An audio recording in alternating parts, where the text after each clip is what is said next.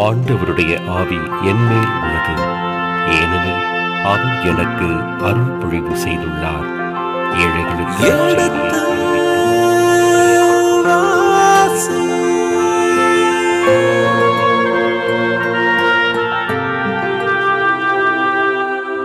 எடுத்து வாசி.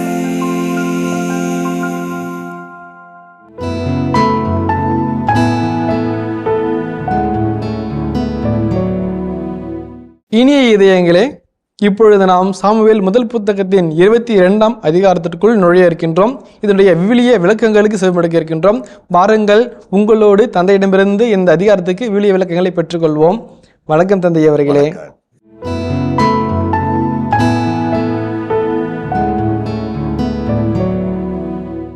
21 அதிகாரம் வரை சவுல் ஒரு சிறியவன், யாரும் அறியாத ஒருவனை கடவுள் அறிந்து கொள்கிறார், வழிநடத்துகின்றார், அரியை நோக்கி செல்கின்றான். அரியணையில் நிகரான மருமகன் என்கின்ற உறவில் இருக்கிறார். நல்ல உணவு, பாதுகாப்பு, செல்லுகிற இடமெல்லாம் புகழ், வெற்றி, ஆண்டவர் அவனோடு இருந்தார், நல்ல நட்புகள் இருந்தன. இவற்றையெல்லாம் நாம் அறிந்திருக்கின்றோம். ஆனால் இப்பொழுது 21 ஓடுகிறார். ஓடுகின்ற இடத்துலையும் கடவுள் இருக்கிறார், நட்புகள் இருக்கின்றன, உறவுகள் இருக்கின்றன, உணவு கிடைக்கிறது, ஆயுதங்கள் கிடைக்கின்றன. ஆனாலும் ஓடுவது தொடர்கிறது. இந்த ஓட்டத்திலே இனி அவர் மேற்கொள்கிற சவால்கள் என்ன? யார் உடன் இருப்பார்? யாரெல்லாம் இவருக்காக தியாகம் செய்ய இருக்கிறார்கள்? ஒரு அரசன் எப்படி வளர இருக்கிறான் என்பதையெல்லாம் அறிந்து கொள்ள ஆர்வமாக இருக்கிற தந்தை அவர்களே.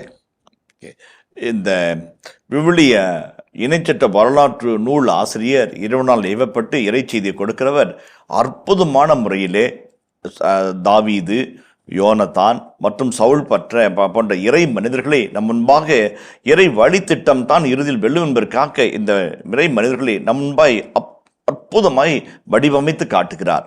அந்த வகையில் நீங்கள் சொன்னது போல 21ஆம் அதிகாரத்தில் தாவீது ஓட ஆரம்பிக்கிறார்.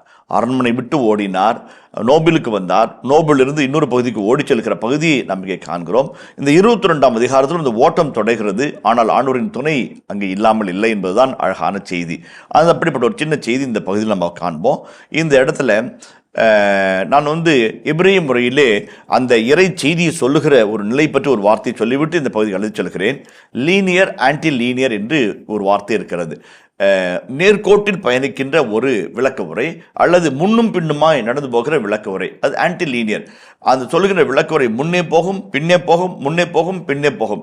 ஆக கதாநாயகன் மற்றும் வில்லன், வில்லன் கதாநாயகன், கதாநாயகன் வில்லன் என்று மாறுபட்ட காட்சிகளினால் அந்த சொல்லுகின்ற அந்த இறை செய்தியை பரபரப்பாக, விறுவிறுப்பாக, அதனுடைய இறையலினுடைய தன்மை சிறிதும் தொய்வுபடாமல் சொல்லுகிறது ஒரு அற்புதமான பாணி. அந்த பாணிக்கு இணைச்சட்ட வரலாற்று நூலாசிரியருக்கு நிகரானவர் யாரும் இல்லை என்று சொல்ல வேண்டும். அவ்வளவு அழகாய் அந்த இறை செய்தியை நம்பாக வெகு தத்ரூபமாய் படம் பிடித்து காட்டுகிறார். ஏதோ நம் கண்பாக நிகழ்கிறதை போல ஒரு காட்சியை அமைப்பை நமக்குள்ளாய் காட்டி அந்த இறை கரத்தை, இறை மனிதர்கள் வழிநடத்தப்படுகிற விதத்தை அற்புதமாய் நமக்கு விளக்கி சொல்லுகிறார். 22ஆம் அதிகாரம் அதற்கு ஒரு சிறந்த முன்னுதாரணமாக அமைகிறது. இதுகாரம் தாவீது பற்றிய செய்திகளை கடந்து வந்த நாம் திடீரென்று காட்சி மாறுகிறது. சவுலை பற்றிய செய்திக்குள்ளாக திணறிக்கப்படுகிறோம். நாம் வாருங்கள் பகுதிக்குள்ளாக சார்ந்து சொல்வோம். 22ஆம் அதிகாரம் 1-2 வசனங்கள். தாவீது அங்கிருந்து புறப்பட்டு அதுல்லாம் என்ற குகைக்கு தப்பியோடினார். அவருடைய சகோதரரும் அவர் தந்தை வீட்டாரும் இதை கேள்வியுற்று அங்கு அவரிடம் சென்றனர். ஒடுக்கப்பட்டோர், கடன்பட்டோர், சோர்வுற்றோர் யாவரும் அவரிடம் ஒன்று திரண்டனர். அவர்களுக்கு அவர் தலைவரானார். இவ்வாறு அவரோடு சுமார் 400 பேர் இருந்தனர். காத்து நகரை சார்ந்த ஆக்கிசு மன்னனுடைய முன்பாக பைத்தியம் போல் நடித்த தாவீது அங்கிருந்து புறப்பட்டு எங்கே வருகிறார்? அதுல்லாம் என்ற குகைக்குள்ளே மறைந்து வாழ்கிறார். குகை என்பது மறைந்த வாழ்வுக்கான அடையாளம், புகழுடன் தேடுகிற, தஞ்சம் தேடுகிற ஒரு நிலை. தாவீது உயிருக்கு பயந்து அதுல்லாம் என்ற குகை பகுதிக்குள்ளாக தங்குகிறார். அது காத்திலிருந்து 10 மைல் தொலைவில் இருக்கிறது. அது யூதாவின் எல்லை பகுதியை சார்ந்த ஒரு பகுதியாக இருக்கிறது. என்ன நேருது? பெஞ்சமினுடைய குலம் சவுலுடைய குலம். அந்த பகுதியிலிருந்து தன் சொந்த கோட்டைக்குள்ளாக வருகிறார். சொந்த இடத்திற்குள்ளாக, தன்னுடைய எல்லைக்குள்ளாக அவர் வந்திருக்கிறார். அதுல்லாம் என்ற குகைக்குள்ளாக அவர் தங்கியிருக்கிறதாக அந்த செய்தி சொல்கிறது. சரி, அவர் இருந்தாரே, அவரை சுற்றி இருந்தவர்கள் யார் என்ற ஒரு அழகான ஒரு கேள்வி வருகிறது.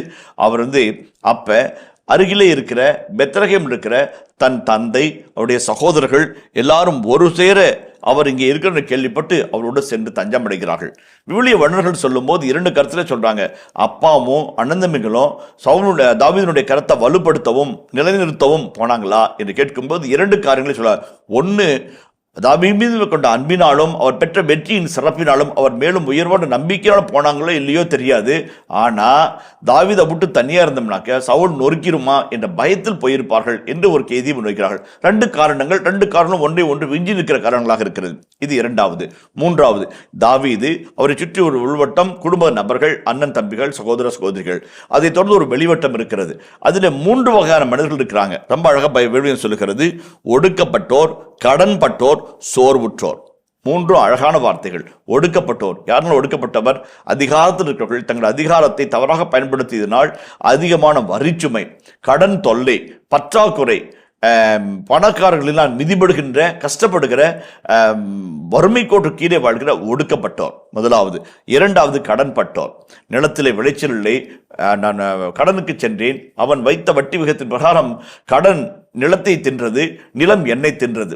ஆக ஒன்றும் இல்லாமல் சொந்த நாட்டிலே அகதிகளாய் வாழ்கிறவர்கள், நிலம் இழந்து, உரிமை இழந்து, சொந்த காட்டிலும் சொந்த தோட்டத்திலும் கூலிலா வேலை செய்கிற கடன்பட்டோர். அம்முராபி என்று சொல்லப்படுகிற மிகப்பெரிய சட்ட நூல் தொகுப்பு சொல்கிறது, கிட்டத்தட்ட கடன் கொடுக்கிறவர்கள் 40 முதல் 50% வரை வட்டி வசூலிக்கலாம் என்ற ஒரு கொள்கையும் இருந்திருப்பதாக சொல்கிறார்கள். அந்த வகையில் தாள முடியாத வரிச்சுமை, தாள முடியாத வட்டி தொல்லை, இவர்களினால் ஒடுக்கப்பட்டோர், கடன்பட்டோர். 3வதாக சோர்வுற்றோர். எதை கண்டு சோர்ந்தார்கள்? வாழ்க்கையில் நம்பிக்கை இல்லாமல், வாழ்க்கையில் கண்டதையெல்லாம் கவலையாகவும் கண்டது எல்லாம் தோல்வியாகவும் சந்தித்து விரக்தியில் இருக்கிறவர்கள். ஒரு நம்பிக்கை வராதா? ஒரு எழுச்சி வராதா? வாழ்க்கையில் ஒரு வசந்தம் வராதா? அந்த வசந்த வாசல் யாராவது திறக்க மாட்டார்களா என்று சோர்ந்திருக்கிறவர்கள். மனத்தில் சோர்வு, உள்ளத்தில் சோர்வு, உடலில் சோர்வு, உணர்வில் சோர்வு, சோர்ந்திருக்கிறவர்கள் ஒடுக்கப்பட்டோர், கடற்பட்டோர். இப்படி எதிர்மறைக்காக, ஒரு விடுதலைக்காக, ஒரு மீட்புக்காக காத்திருக்கிற அத்தனை மனிதனும் ஒன்று சேர்கிறார்கள். அவர்களின் தலைவராக தாவீது இருக்கிறார். அவரும் ஒடுக்கப்பட்டவர், அவரும் கடன்பட்டவர், அவரும் நலிவுற்ற நிலையில் இருக்கிறவர். அவருக்கு சுற்றி இவர்கள் எல்லாம் ஒன்றாய் சேர்க்கிறார்கள். இப்படி அவர்களுடைய சமூகம், ஒட்டுமொத்த சமூகமே ஒடுக்கப்பட்டோரின், கடன்பட்டோரின், டிஸ்கண்டட், சோர்வுற்றோரின் சமூகமாக மாறுகிறது. அவர்கள் 400 பேர், அவருடைய உறவினர்கள், அவர் மட்டும். இப்படி அவரை சுற்றி ஒரு குழாமை உருவாக்கி கொள்கிறார். இந்த வகையில் பார்க்கின்ற பொழுது விவிலிய வல்லுநர்கள் சொல்லுகிறார்கள், தாவீது ஒரு சிறு குழாமிற்கு தலைவராக இருந்து சின்ன சின்ன தாக்குதல்களை நடத்தி பொருளை கைப்பற்றி தனக்கும் தன் வீட்டாருக்கும் தன்னை சார்ந்தவர்களுக்கும் ஒரு தற்காலிக நிவாரணத்தை கொடுத்து வந்தார் என்று சொல்லி குறிப்பிட்டு சொல்கிறார்கள். அதுதான் அந்த பகுதி சொல்லுகிறது.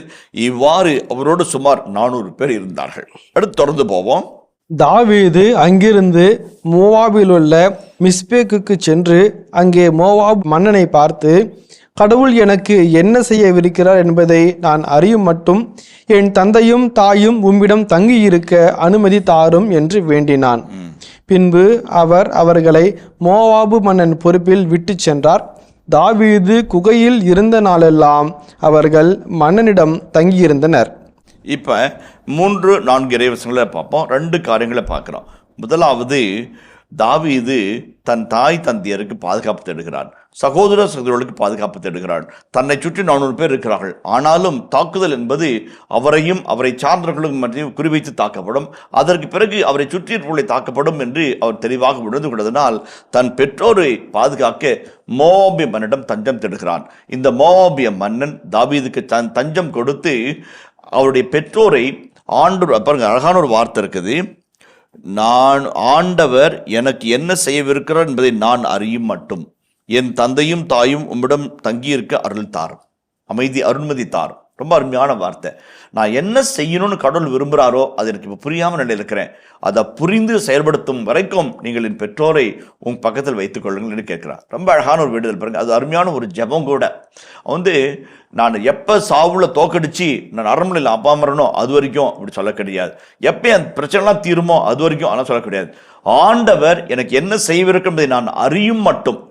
நான் தெரிஞ்சுக்கிட்டேனாக்க துணிஞ்சு போராடுவேன். அது மட்டும் என்னுடைய பெற்றோர் உன் பக்கத்தில் வச்சிங்கன்னு சொல்லி கேட்குறாரு. அருமையான ஒரு ஜெபம், அருமையான ஒரு மனப்பான்மை, அருமையான ஒரு டிஸ்போஸ்டு மைண்ட், திறந்த மனப்பான்மையோடு கடவுளை திட்டத்தையும் வாழ்வில் சந்திக்கிற சவால்களையும் சந்திக்கிற ஒரு வீரத்தன்மை அவருக்குள்ளாக நம்ம பார்க்கலாம்.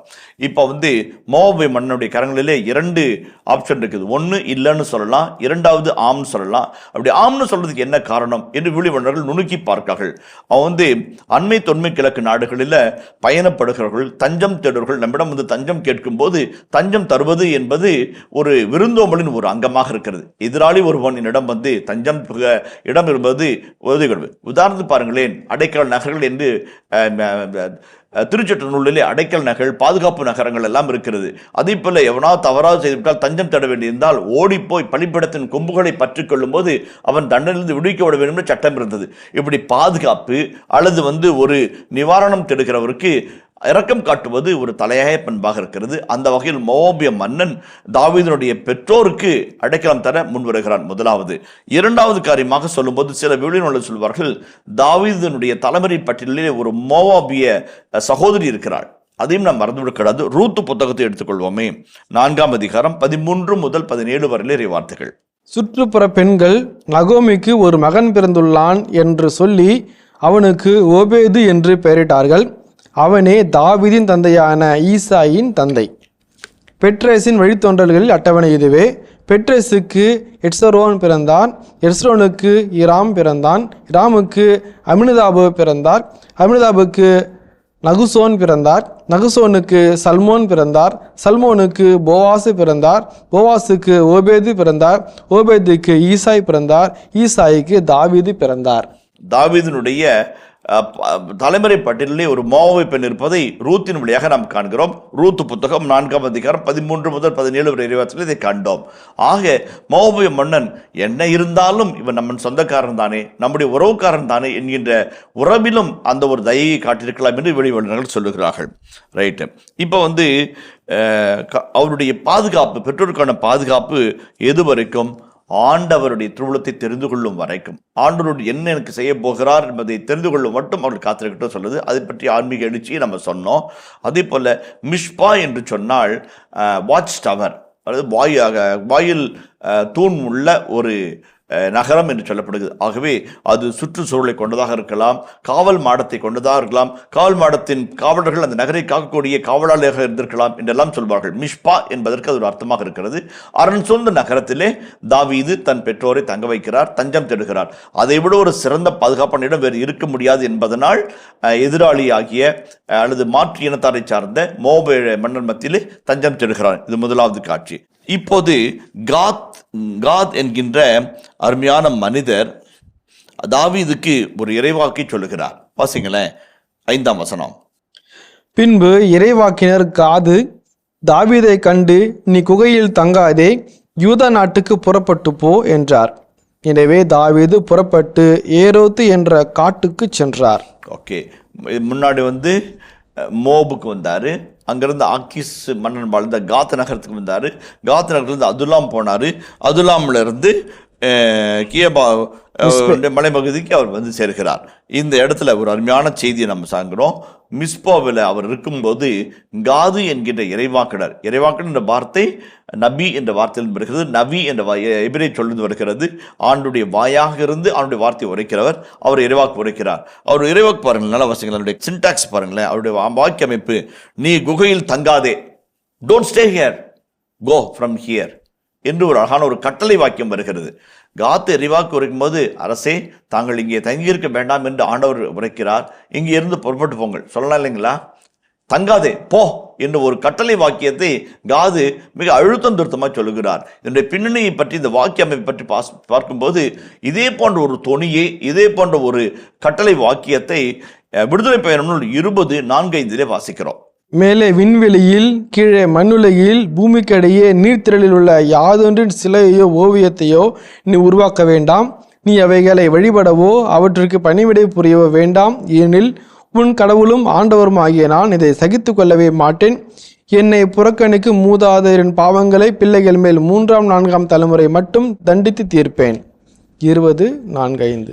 கட்டளை வாக்கியம், சிலைகளை வடிக்காதே, வார்ப்புகளை வடிக்காதே என்று கட்டளை வாக்கியமாக இருக்குது. அதே போன்ற ஒரு தீர்க்கமான உறுதியான ஒரு கட்டளையை தாவீது காதிடமிருந்து பெற்றுக்கொள்கிறார். எதற்காக? அதுக்கான விடை இணைச்சட்ட நூல் 23:2-3-4 வசனங்களில் இருக்கிறது. இணைச்சட்ட நூல் 23:2-3-4. வேசித்தனத்தால் பிறந்தவன் அவனது 10ஆம் தலைமுறை வரைக்கும் ஆண்டவரின் திருப்பேரவைக்குள் நுழையலாகாது. அம்மோனியரும் மோவாபியரும் அவர்களது 10ஆம் தலைமுறை வரைக்கும் அவர்களை சார்ந்த எவரும் எக்காலத்திலும் ஆண்டவரின் திருப்பேரவைக்குள் நுழையக்கூடாது. ஏனெனில் நீங்கள் எகிப்திலிருந்து புறப்பட்டு வரும் வழியில் அவர்கள் அப்பங்களோடும் தண்ணீரோடும் உங்களை எதிர்கொள்ளவில்லை.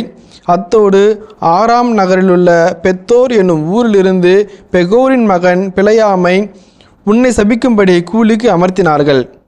ஆயினும் உன் கடவுளாகிய ஆண்டவர் பிழையாமுக்கு செவி கொடுக்க மனமின்றி சாபத்தை உனக்கு ஆசியாக மாற்றினார். ஏனெனில் உன் கடவுளாகிய ஆண்டவர் உன் மீது அன்பு கூறுகிறார். ரொம்ப அழகான செய்தி. இப்போ அந்த பகுதியில் ஒரு உள்ளீடாக வருகிற செய்தி, அம்மோனியர்கள் மோபர்களோடு உறவு வைத்துக் கொள்ளாதே, உடன்படிக்கை செய்து கொள்ளாதே என்று ஒரு வாக்கியம் இருக்கிறது. நல்லா கவனிங்களா?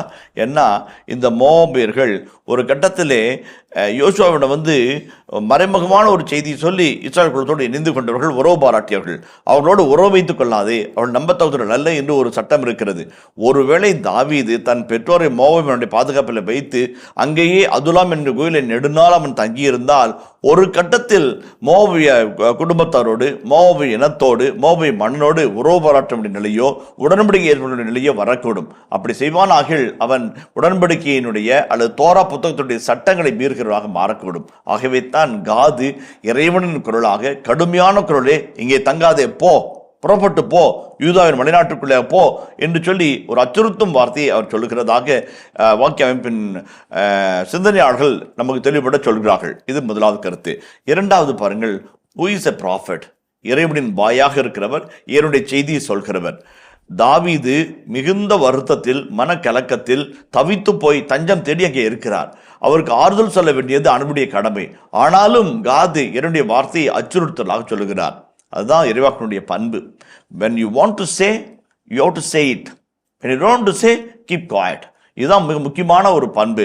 ஒரு நிகழ்வை பற்றியோ ஒரு செயல்பாட்டை பற்றியோ பேச வேண்டிய நிலையில் பேசாமல் இருப்பதும், பேசக்கூடாத நிலையில் பேசுவதும் தவறான ஒன்று என்று மூதுரை சொல்கிறது. அந்த வகையில் காத்து சொல்ல வேண்டிய நேரத்தில், சொல்ல வேண்டிய விதத்தில் சொல்ல வேண்டியதை சொல்கிறார். அது ஒரு இறைவாக்கு தன்மை. இன்றைக்கு அது நமக்குள்ளாக, அது அரசனாக இருந்தாலும் சரி, அரசனே புகலிடம் தேடி தஞ்சம் புகிற தாவீதாக இருந்தாலும் சரி, உண்மையை உள்ளபடி உரைக்கும் காது நமக்குள்ளாக ஒரு நல்ல பாடத்தை கற்றுத்தருவதாக நான் உணர்கிறேன். உண்மையை உரைக்கிறார், உள்ளபடி உரைக்கிறார், அஞ்சாமல் உரைக்கிறார், அச்சுறுத்தும்படி உரைக்கிறார், தான் சொல்வது செயல்படுத்தப்படும்படி நடக்கிறார். அதை தொடர்ந்து வருகிற வசனத்தை பாருங்களேன். ரொம்ப அழகாக சொல்வார், எனவே தாவீது புறப்பட்டு ஏரேத்து என்ற காட்டுக்குள்ளாக சென்றார். இல்லைங்களா? ரொம்ப அழகான ஒரு செய்தி. அவர் உரைத்தார், அந்த உறவாக்கை கேட்டார், உண்மையை உணர்ந்தார், புறப்பட்டு போனார். ரொம்ப அழகான ஒரு performative power of the word of God அந்த இடத்துல நம்ம பார்க்கிறோம். இன்னும் ஒரு சின்ன செய்தியை சொல்லி அந்த பகுதியை நம்ம நிறைவு செய்து அடுத்த பகுதிக்கு கடந்து போவோம். ஏரேத்து என்கின்ற அந்த காட்டு பகுதி சாக்கடலை ஒட்டிய பகுதியாக இருக்கிறது. பலராலும் அறியப்படாத ஒரு பகுதியாக இருக்கிறது. இப்பொழுது அதுலாம் என்ற குகையிலே தஞ்சம் புகுந்த தாவீது அங்கிருந்து வெளிக்கிளம்பி மோவாபியனுடைய உறவை தவிர்த்து காற்றுக்குள்ளாக தஞ்சம் புகிறார். காடு அவருக்கு பாதுகாப்பு வளையமாக மாறுகிறது.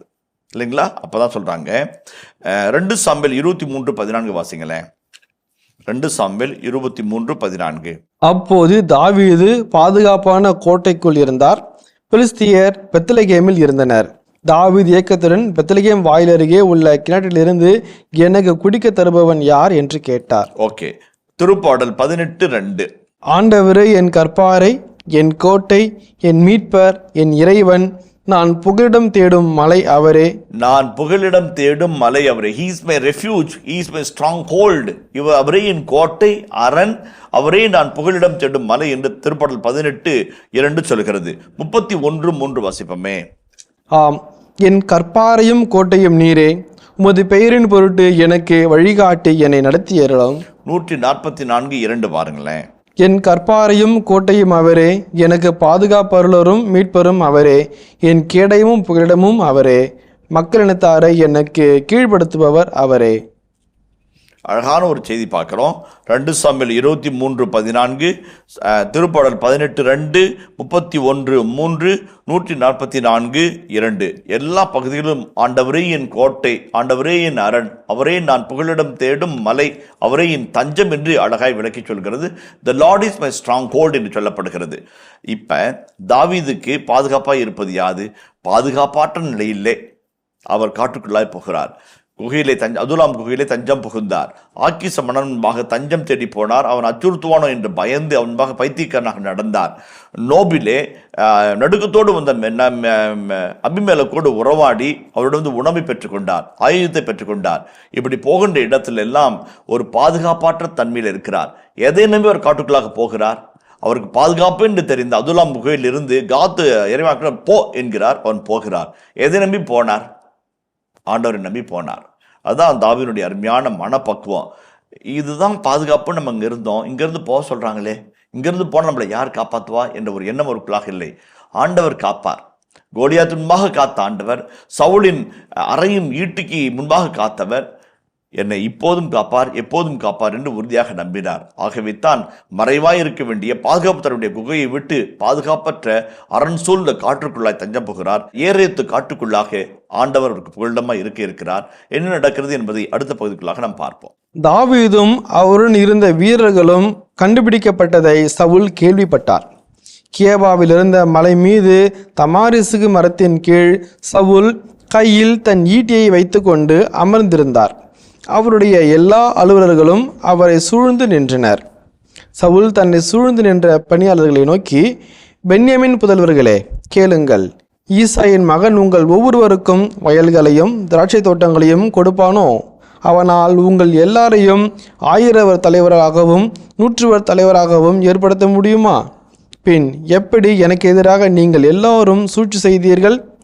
ஈசாயின் மகனுடன் என் மகன் உடன்படிக்கை செய்தபோது அதை உங்களில் எவனும் எனக்கு வெளிப்படுத்தவில்லை. என் மேல் மனமிறங்கி அதை எனக்கு தெரிவிக்க உங்களில் ஒருவனும் முன்வரவில்லையே. இந்நாளில் உள்ளது போல் எனக்கு எதிராக சதி செய்ய என் பணியாளனையே என் மகன் எனக்கு எதிராக தூண்டிவிட்டான் என்றார். பாருங்க, இப்போ ரொம்ப அருமையான ஒரு செய்தி.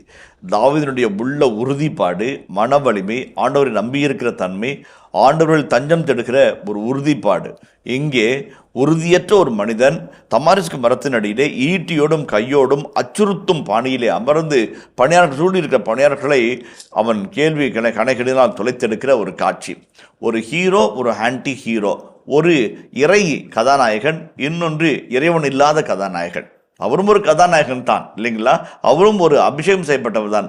ஆனால் அபிஷேகத்தை இழந்து, ஆண்டுடைய திட்டத்தை மறந்து, ஆண்டுடைய திருவுளத்தை கேட்க புறக்கணித்து, இப்போது தமாரிஸ்கு மலையடியிலே உட்கார்ந்து, மரத்தின் அடியில் உட்கார்ந்து, ஈட்டியும் கையுமே உட்கார்ந்திருந்து எல்லாரையும் பார்த்து வினவுகிறான். அருமையான ஒரு காட்சியாக இருக்கிறது. அந்த காட்சியினுடைய நிகழ்வுல அவர் கேட்குற கேள்வி பாருங்க. அவருடைய எல்லா அலுவலர்களும் அவரை சூழ்ந்திருந்தார்கள். தாவீது சுற்றி யார் இருந்தா? ஒடுக்கப்பட்டோர், கடன் சுமையில் இருப்போர், சோர்ந்து போனோர், தன் உற்றார் உணர்கள், அவங்க தான் அவரை சுற்றி இருந்தாங்க. இவரை சுற்றி யார் இருக்குது? பணியாளர்கள், அலுவலர்கள், ஆயுதம் தங்கிய காவலர்கள், படை வீரர்கள், அத்தனை பேர் இருக்கிறாங்க. யார் வலியவர்கள், யார் சிறந்தவர்கள்? அங்கே காத்து போன்னு சொன்னப்போ அவன் போனான். இங்கே யாருமே இவன் பேச்சை கேட்க மாட்டேங்கிறாங்களே என்று ஒரு அங்கலாய்க்கிற ஒரு மனநிலையே அப்படமா ஆசிரியர் படம் பிடித்து காட்டுகிறார். ஒரு படபடப்பு, ஒரு மனம் சோர்ந்த நிலை, எல்லாரும் எனக்கு எதிராக இருக்காங்களே என்று ஒரு அங்கலாய்ப்பு, யாரை குற்றம் சாட்டுவது என்று தெரியாமல் திகைத்து போகிற ஒரு சவுலை நாம் பார்க்கிறோம். ஒவ்வொரு வசனமா போலாம். ஈசா பெஞ்சமின் புதல்வர்களே, வார்த்தை பாருங்க. பெஞ்சமின் புதல்வர்களே, ஈசாயின் புதல்வர்களே. பெஞ்சமின் புதல்வர்களே யாரு? நாமெல்லாம் ஒரு குலம், பெஞ்சமின் குலம், ஆண்டவர்களால் அபிஷேகம் செய்யப்பட்ட முதல் அரசனின் குலம். நீங்க யாரு? அவங்க யார்? ஈசா யாரு? யூதாவின் குலம். எல்லாரும் 12 கோத்திரம் சொல்ல மாட்டல. நான் பெஞ்சமின் புதல்வர்களே, ஈசாயின் புதல்வர்களே என்று பிரித்து வைக்கிறார். இனிய இதயங்களே, எடுத்து வாசி நிகழ்ச்சியில் சாமுவேலின் முதல் புத்தகத்துடனான விவிலிய இறை வசனங்களுக்கு செவிமடுத்துக் கொண்டிருக்கின்றோம். இதன் தொடர்ச்சியை மீண்டும் அடுத்த பகுதியில் பார்ப்போம். அதுவரை இணைந்திருங்கள். இயேசுவுக்கே புகழ், இயேசுவுக்கே நன்றி, மரியே வாழ்க. தன் மகனை ஒரு சதியாளனாக பார்க்கிறான், மகனுடைய நண்பனை சதியாளனாக பார்க்கிறான், அவரை சுற்றிருக்கிற எல்லாரையும் சதிகார கூட்டத்தின் நபர்களாக பார்க்கிறார்கள். யார் இந்த தொயேகோ, ஏன் அவன் இங்கே வரான் என்ற ஒரு எண்ணத்தை நமக்குள்ள ஏற்படுத்தி அதை கடந்து போனோம். அடுத்த சிகதுல அடுத்தபடியே வந்துவிட்டோம். இப்பொழுது அங்கே பார்த்துமே அவனா என்கின்ற ஒரு ஃப்ளாஷ்பேக் நமக்குள்ள கொண்டு வந்து